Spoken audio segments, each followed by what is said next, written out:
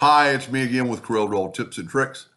I was just playing around tonight and I wasn't going to make a video until I came up with this part that really makes it kind of stand out, really easy to make.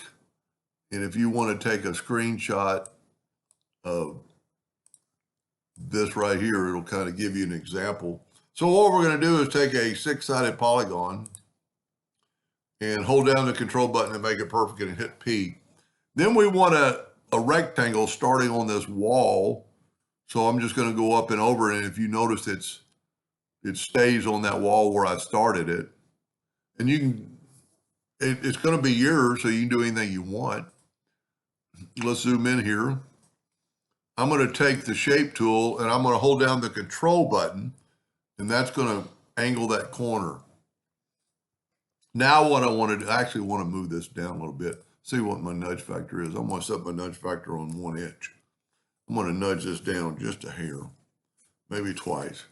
And then I'm going to Control D and make a duplicate. I'm going to move this thing over until it gets to a point right there. I want that to be a point, not that square object. So I'm holding down the control button so it'll stay level. That's pretty good. Now I'm going to take my Smart Fill tool, any color. I might try a blue this time. And I'm going to fill that in. So that gave us our shape. We can actually now probably move it down more. Call it good right there. Let's don't,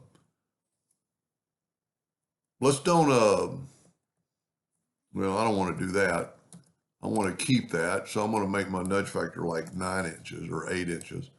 And if you just move that over, get it out of the way.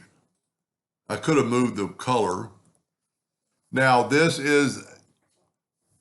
to be in the center of the page, and I just did a video earlier today about my rotate from center with alternate E or alternate C, excuse me, that puts it in the center of the page. But first we're going to use the interactive fill tool. And let's see, I did darkness to the outside.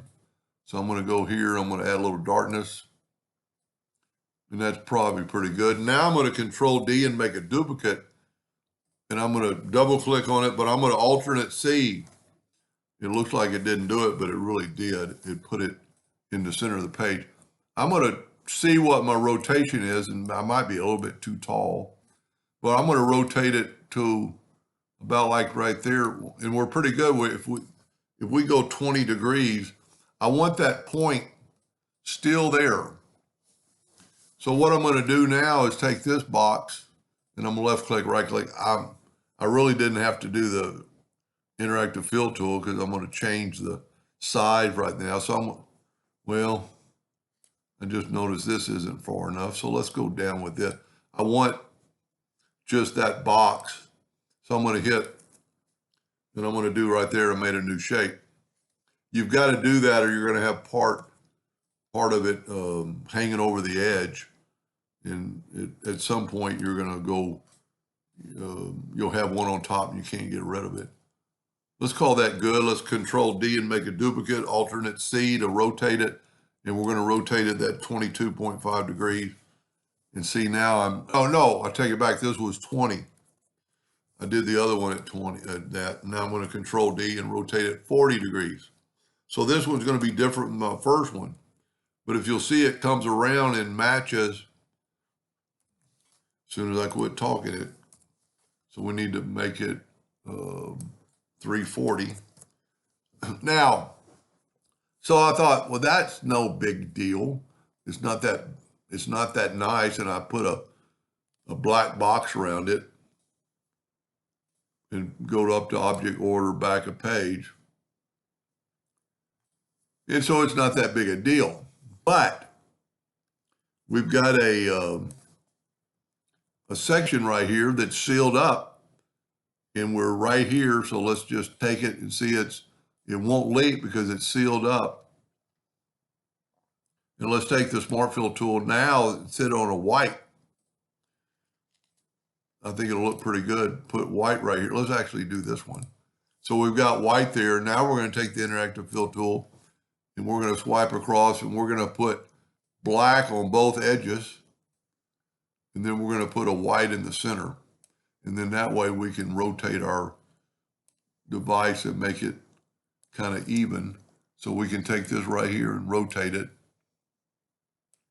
We can actually rotate a little bit more. So it makes it kind of look like a crown.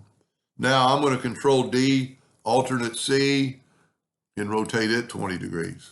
So it put another one, and so I can just, oh man,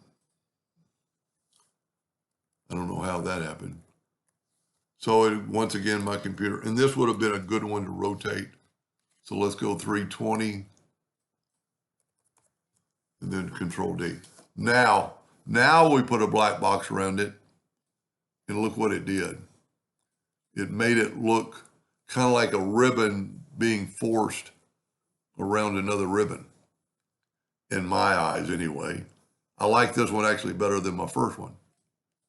Anyway, I hope that gave you some ideas. And the only other thing we could do would be to clone both of them, and you could look at it in real time and actually change it up. Anyway, I hope that gave you some ideas someday, and thank you for watching.